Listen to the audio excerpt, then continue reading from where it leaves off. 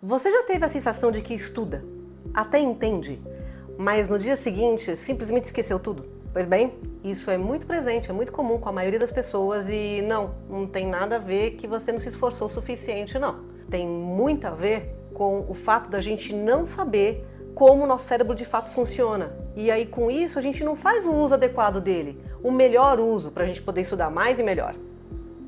Neste vídeo eu vou te mostrar 6 estratégias baseadas em evidências científicas, que vão nos ajudar a usar melhor o nosso cérebro e, com isso, aprender de forma mais leve e fluida e com bem menos desgaste. Muito prazer, meu nome é Cláudia Aires, eu sou doutora em ensino de ciências, sou professora de química, sou psicopedagoga e venho aqui falar um pouco sobre educação, ensino de ciências, educação especial, neurociência, entre outros temas. Se você é estudante, é educador ou só uma pessoa muito curiosa e que quer entender mais e melhor como a gente aprende, seja bem-vindo ao meu canal. Estratégia 1. Vamos começar por um clássico da neurociência cognitiva, a repetição espaçada. O que significa a repetição espaçada? Pensa o nosso cérebro como sendo um músculo, tudo bem? Quando a gente programa a retomada de conhecimentos em intervalos planejados, a gente fortalece esse conhecimento e com isso é mais fácil dele conseguir para a memória de longo prazo. Isso acontece porque existe uma curva de esquecimento. Essa curva ela mostra que a gente esquece a maior parte do que a gente aprendeu, a maior parte das coisas, nas primeiras horas.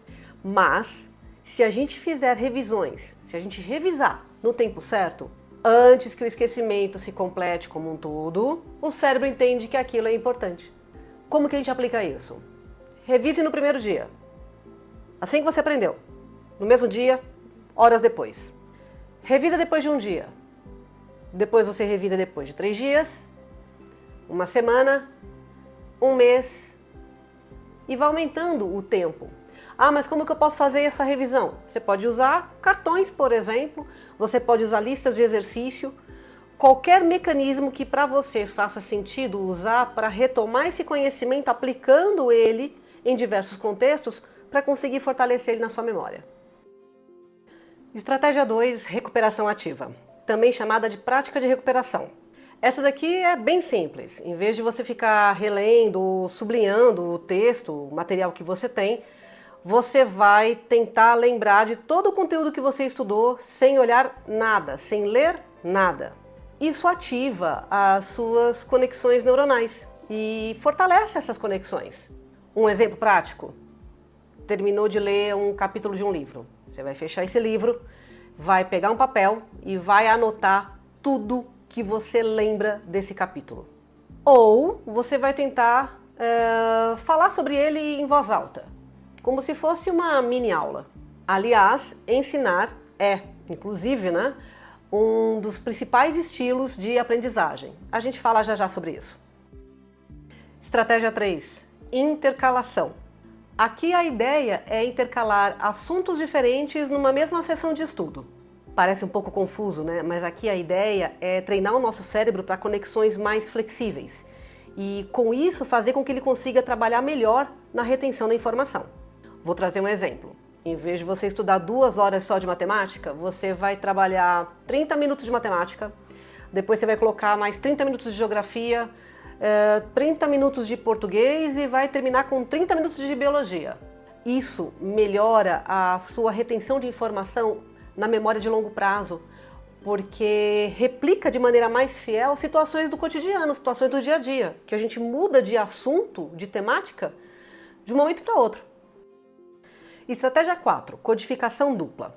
Nosso cérebro adora estímulos combinados. Por isso, quando a gente junta texto com imagem, fala com desenho, a gente está usando mais de um canal para a entrada da informação e isso favorece a retenção dela. Esse estilo de aprendizagem, que é chamado de dupla codificação, já foi validado e tem várias evidências da sua efetividade por diversos estudos de aprendizagem multimodal, múltiplos modos. Como que a gente aplica isso? Mapa mental, esquemas visuais, infográficos, ou até mesmo um resumo que você faça com ícones, desenhos mais simples. Aqui você não precisa ter habilidade para desenho. O importante é visualizar a ideia. Estratégia 5. Ensinar para aprender. Essa é bem fácil e bastante conhecida. Quanto mais você ensina, mais você aprende. Isso acontece porque, para explicar, você organiza mentalmente a informação, você entende a lógica daquele conhecimento e você identifica o que ainda não está claro. Como que a gente aplica isso? Você pode gravar um vídeo seu falando sobre aquele assunto, você pode explicar ele para alguém, e esse alguém vale até o seu gato, o seu cachorro, ou até alguém que nem existe, um objeto, e até você pode fingir que você está dando aula. É um método muito simples e muito poderoso. Experimente usar ele depois que você estudou alguma coisa nova. A estratégia 6, ela fala sobre dificuldades desejáveis. Aqui parece estranho, né, que a gente deseje uma dificuldade, mas tem uma lógica por trás. Eu vou explicar. Aqui a ideia é que para aprender eu tenho que ter um esforço moderado, mas não muito intenso, mas também não muito fácil. Quem propôs esse método, essa estratégia, foi um psicólogo que descobriu que para a gente aprender melhor tem que se envolver um esforço moderado. Ele não pode ser nem fácil demais, nem difícil demais. Se for fácil demais, a gente não fixa. Se for difícil demais, a gente desiste. Exemplos de como a gente pode aplicar essa estratégia. Você pode fazer um pré-teste antes de começar a estudar. Questões daquele assunto antes de começar de fato a estudar ele. Criar perguntas também sobre o tema antes da aula também pode te ajudar. Mudar o ambiente em que você estuda e tentar lembrar do conteúdo depois que você estudou. A leve frustração de você não conseguir lembrar de primeiro que você estudou já causa no teu cérebro um certo incômodo e vai fazer ele ficar mais ativado para recuperar essa informação. Bom, e aqui vai um bônus para vocês de algo que eu esbarrei esses dias num artigo e que eu vou ler aqui as informações a respeito. Chama-se Neurogymnastic, ou seja, algo como ginástica dos neurônios, ginástica cerebral. Olha o que fala, eu fiz algumas anotações aqui, ó. É um termo que foi usado recentemente em algumas pesquisas feitas na parte de educação lá fora e que propõe um treinamento cerebral para algumas áreas. Tem foco, olha no que? Na atenção, na memória de trabalho, na respiração reguladora, olha que interessante, e em exercícios cognitivos rápidos, como jogos mentais, movimentos cruzados, respiração com foco visual. O que eles falam, né? Que aqui a ideia é a gente ativar o cérebro antes da sessão de estudo. E como que ele é ativado? É como se fosse um aquecimento cerebral, sabe? A ideia é ativar ele com alguns tipos de jogos. Então, no artigo que eu encontrei, falava alguns que a gente pode usar. Então tá aqui, ó. Como é que você aplica, né, essa ideia? Antes de estudar, você faz 2 minutos de respiração focada, aquela que você fica mais concentrado no processo respiratório. E depois você faz mais 3 minutinhos de alguma atividade de atenção dividida. E aí eles trazem umas sugestões, eles falam de jogo de memória, falam de sudoku, ou até fazer uma lista reversa de informações que você vai eventualmente usar. Eles colocam que essa estratégia, ela aquece as suas conexões, ela ativa as suas conexões neuronais, na verdade, porque aquecer, né, não.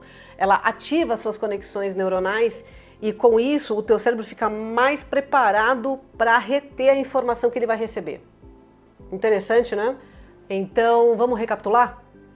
Quais são as estratégias? A gente vai ter a repetição espaçada, a recuperação ativa, a intercalação, né, dos assuntos, codificação dupla, ensinar para fixar e dificuldades que ajudam, né, aquelas dificuldades desejáveis. E aquele bônus que é fazer meio que um aquecimento cerebral antes de aprender um tema novo.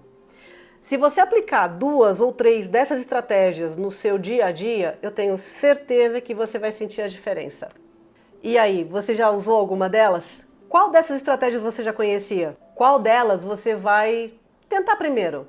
Se você quiser um vídeo onde eu possa te ajudar a montar um plano de estudos, comenta aqui e eu preparo pra gente.